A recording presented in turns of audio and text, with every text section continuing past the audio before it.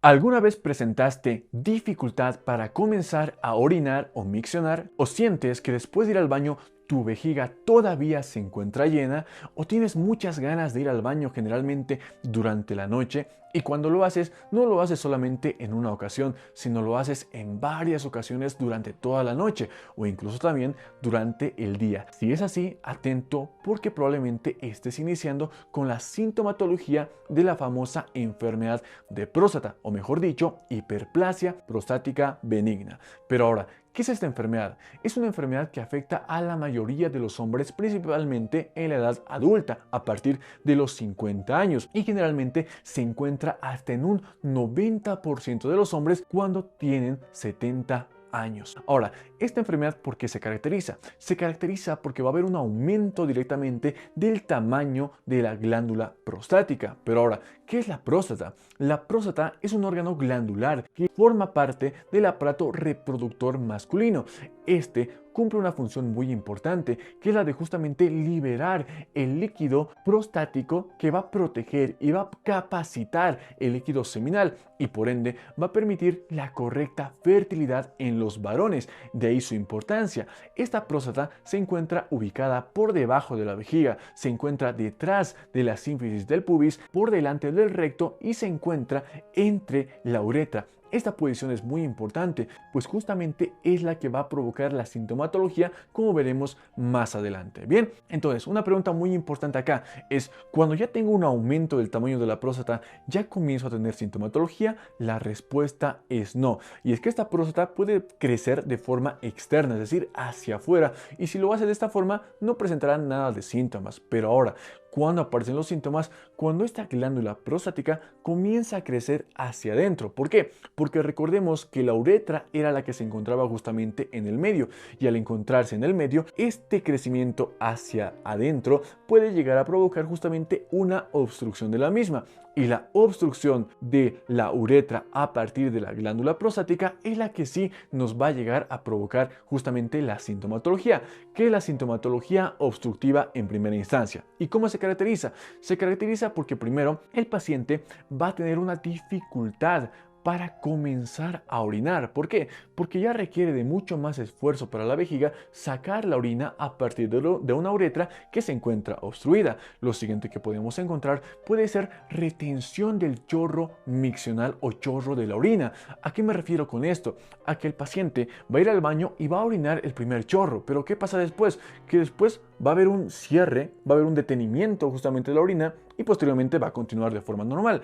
Pero ¿esto a qué se va a deber? A justamente esta obstrucción que está ocurriendo a nivel de la uretra. Bien, también podemos presentar goteo postmiccional. ¿A qué me refiero cuando digo esto? Nos referimos justamente a que después de terminar de orinar van a comenzar a caer pequeñas gotas justamente por la uretra, por esta obstrucción y justamente por la orina que se ha quedado y está liberándose poco a poco a partir de esa uretra. Muy importante. Bien, lo siguiente que podemos encontrar es el famoso tenesmo vesical, que es justamente la sensación de que tu vejiga todavía se encuentra llena incluso después de haber ido al baño. ¿Y esto a qué se debe? Se debe justamente a que la vejiga requiere de mucho mayor esfuerzo justamente ahora para liberar la orina. ¿Por qué? Porque la uretra está obstruida. Y ahora, ¿qué es lo que pasa? Que la vejiga va a ordenar justamente liberar esa orina y al hacerlo justamente va a comenzar a liberarlo, pero solamente lo necesario hasta que ésta se encuentre relajada y no así por completo. ¿Por qué? Porque ve que hay mucho esfuerzo justamente para liberarla. Entonces, para no realizar ese esfuerzo,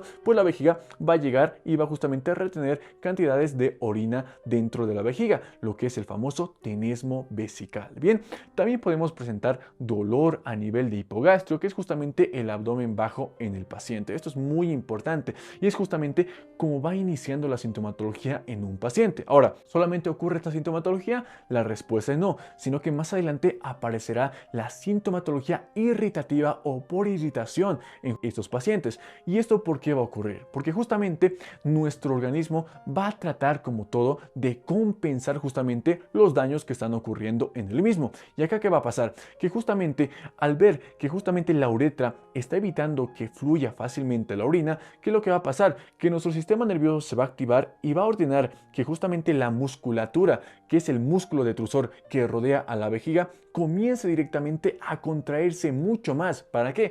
Para liberar justamente la orina que está excedente dentro de la vejiga. Y al contraerse cualquier músculo, ¿qué es lo que provoca? Provoca justamente hipertrofia a nivel de la musculatura. Y esta hipertrofia dentro de la vejiga, ¿qué es lo que va a provocar? Va a provocar justamente que esta musculatura requiera mucho más de aporte de nutrientes y mucho más oxígeno. ¿Y qué es lo que pasa acá? Que nuestro organismo lleva ciertas cantidades de oxígeno a cada órgano en específico, y como esta vejiga no es un órgano vital dentro de nuestro organismo, pues no le va a dar el aporte suficiente. Esto va a provocar una irritación justamente a nivel de la vejiga y también a nivel de la uretra, y una incapacidad por ende para liberar justamente la cantidad excesiva de orina que se encuentra ahí, y es ahí donde van a aparecer los síntomas irritativos de la hiperplasia prostática benigna. Y ahora, ¿en qué consisten esos síntomas? Consisten principalmente en presentar urgencia miccional. ¿Qué es esto? Que el paciente va a estar, por ejemplo, no sé, hablando con algún amigo o haciendo alguna actividad, y de repente va a tener ganas de ir al baño, pero va a tener ganas de ir al baño en ese momento, y en ese momento no va a poder cambiar, va a tener que ir corriendo justamente al baño. A esto nos referimos cuando decimos urgencia miccional. Lo siguiente que va a aparecer va a ser la disuria. ¿Disuria a qué se refiere? Se refiere al dolor al orinar. Ya no solamente va a haber dificultad, sino va a haber dolor o especie de ardor justamente al orinar.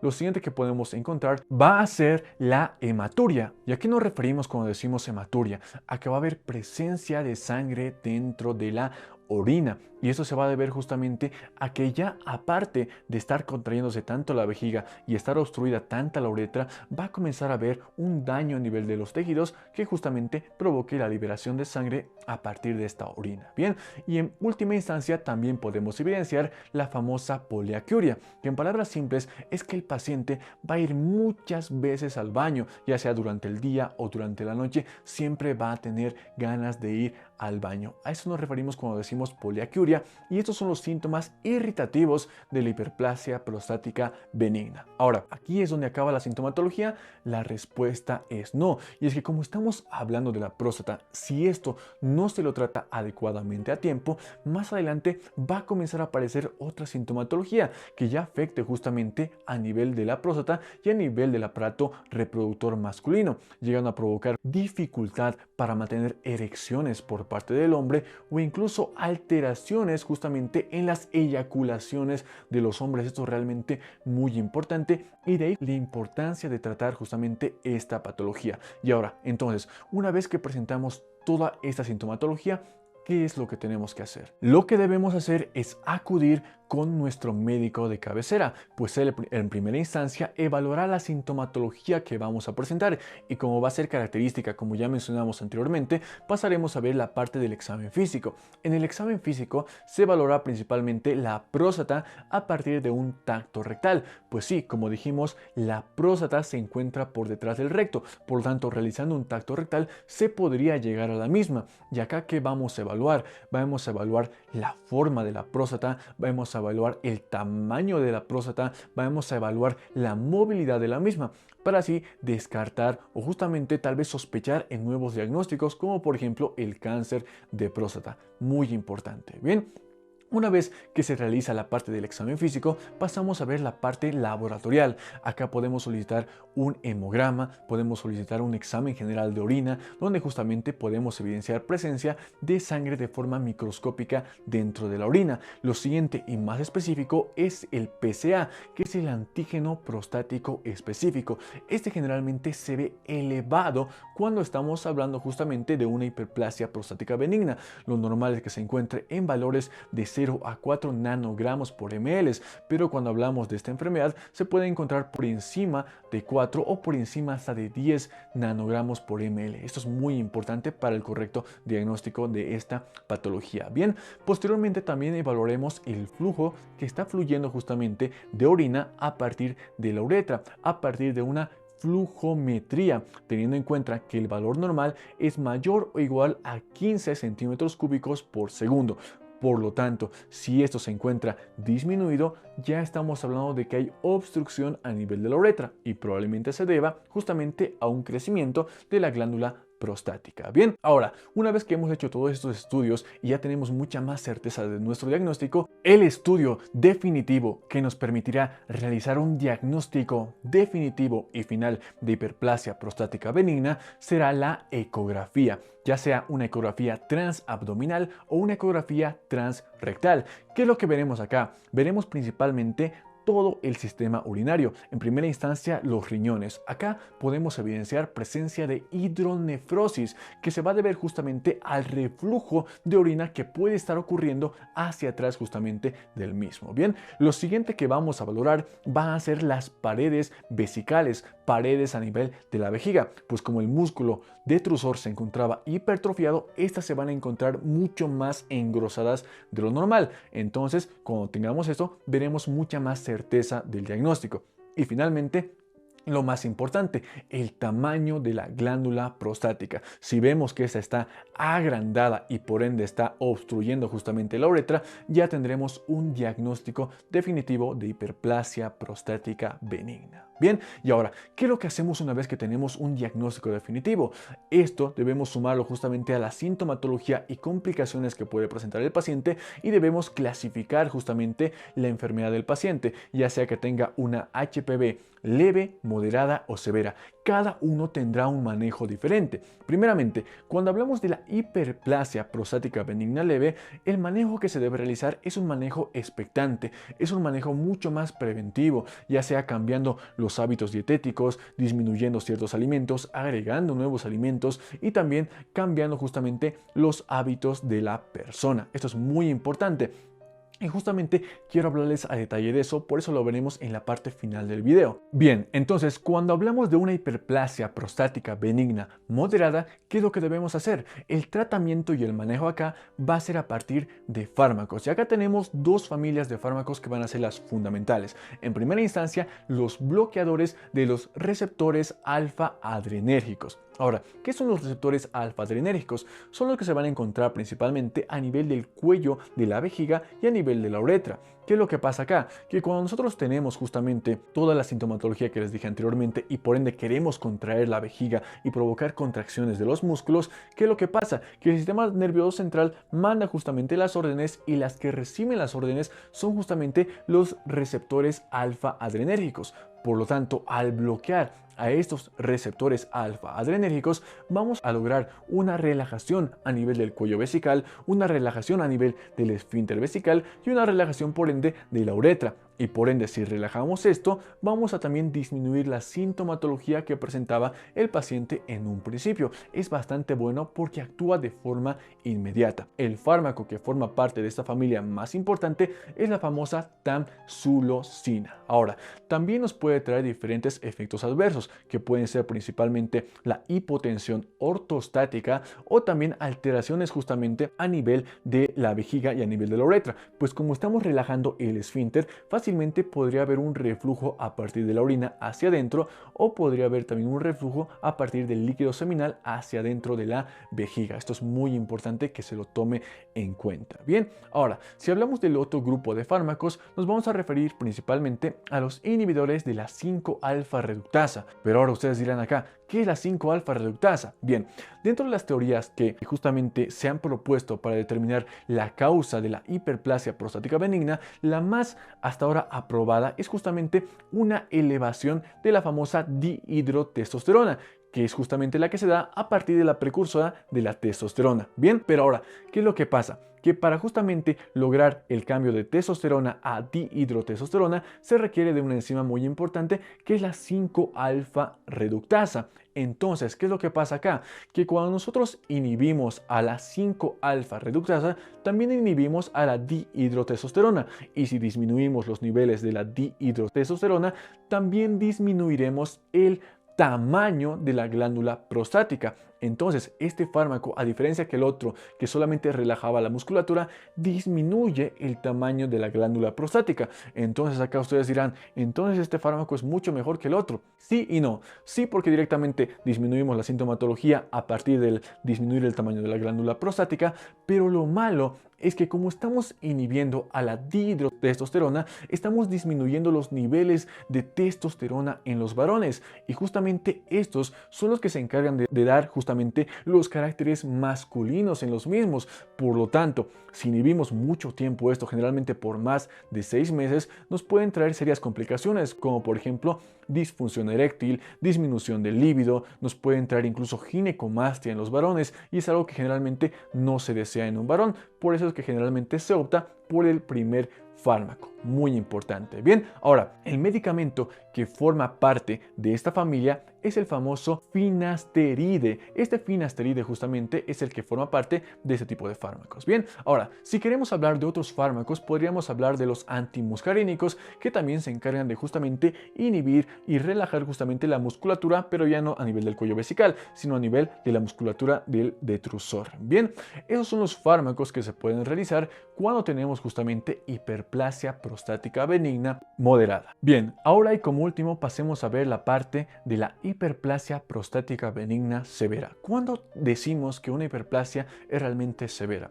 Cuando el paciente presenta sintomatología realmente grave y complicaciones graves, como por ejemplo itus recurrentes. ¿Qué quiere decir esto? Que el paciente, debido a la obstrucción que tiene justamente a nivel de la uretra, no puede liberar la orina, por lo tanto muchas veces se llega a almacenar dentro de la vejiga en grandes cantidades. Esto muchas veces provoca infecciones en el paciente, e infecciones a largo plazo nos pueden llegar a traer incluso sepsis, así que son de mucho cuidado. Bien, lo siguiente puede ser la hematuria recurrente. ¿A qué nos referimos cuando decimos hematuria recurrente? A que el paciente está sangrando constantemente a partir de la orina. ¿Qué quiere decir? Que hay un daño realmente crónico justamente ahí y se necesita realizar un tratamiento mucho más severo, porque hablamos de una hiperplasia prostática benigna severa. Bien, y finalmente también pacientes que tienen, por ejemplo, cálculos dentro de la vejiga o dentro de la uretra. Cálculos son básicamente ya para operar, y justamente es lo que se hace en la hiperplasia prostática benigna severa. Lo que se hace es un manejo quirúrgico. Bien,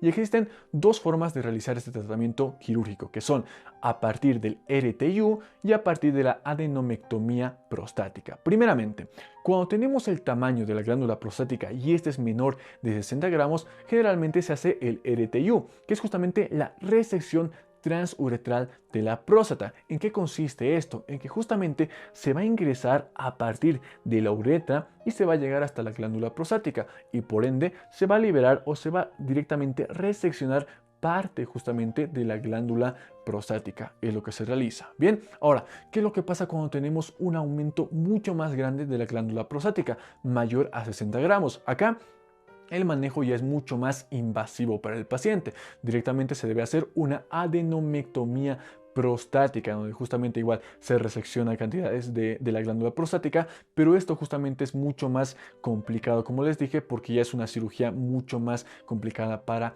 el paciente, y ambas dejan obviamente secuelas como por ejemplo relajar constantemente el esfínter a nivel de la vejiga, permitir reflujos por ende tanto de la vejiga como de la uretra hacia la vejiga, del líquido seminal o de la orina directamente. Es por eso que antes de justamente llegar a esta última instancia se debe utilizar tratamiento farmacológico, o en primera instancia, si recién estamos iniciando con la sintomatología, pues las medidas preventivas. Bien, y ahora pasemos a ver probablemente lo más importante: cómo disminuimos el tamaño de la próstata de forma natural, cómo prevenimos justamente a que nos ocurra esto, y cómo cuando ya nos han diagnosticado hiperplasia prostática benigna leve, llegamos justamente a hacer una profilaxis adecuada. Bien, lo primero que debemos hacer es realizar un cambio de la dieta. Se debe evitar diferentes bebidas, que van a ser dos fundamentales. Primeramente, se debe evitar el alcohol y la cafeína. ¿Por qué?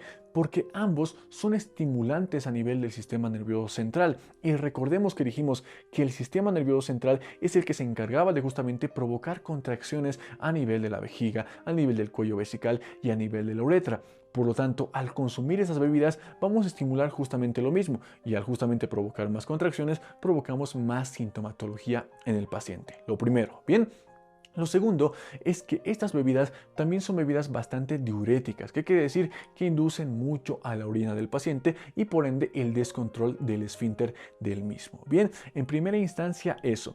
Lo segundo que se debe hacer es evitar fármacos que también provoquen esto, como fármacos anticolinérgicos o fármacos diuréticos que se utilizan en la hipertensión principalmente, que van a estimular a la orina y por ende van a evitar que nosotros podamos controlar justamente eso y por ende la sintomatología va a comenzar a agravarse. Muy importante. Bien, lo siguiente que debemos hacer es realizar un cambio a nivel de los hábitos de vida. Cambios, por ejemplo, a nivel principalmente del ejercicio. ¿Por qué? Porque el paciente generalmente realiza muchas veces ejercicios a nivel del suelo pélvico y esto debe realizarse sí, pero debe realizarse de forma moderada o de forma un poco más tranquila. ¿Por qué?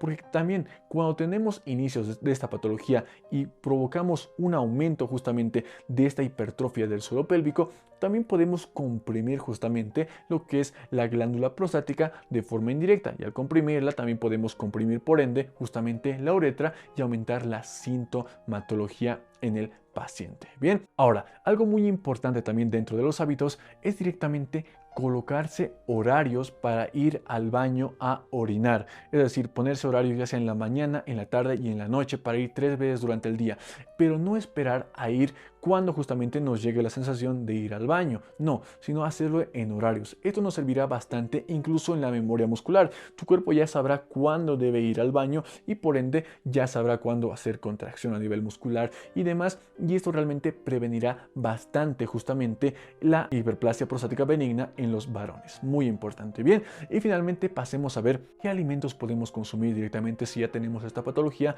para justamente disminuir el tamaño de la próstata o para directamente prevenir la misma. Bien, y estos van a ser dos fundamentales que se han visto en varios estudios que han tenido efectos realmente increíbles y son el extracto de palmito y son el licopeno. Bien, primeramente el extracto de palmito. Este extracto de palmito, ¿para qué nos sirve? Nos sirve directamente para regular los niveles de dihidrotestosterona dentro de nuestro organismo. Recordemos que cuando tenemos una hiperplasia prostática benigna, estos se encuentran realmente elevados, como dijimos, y lo que se consigue con el fármaco es justamente disminuir los mismos.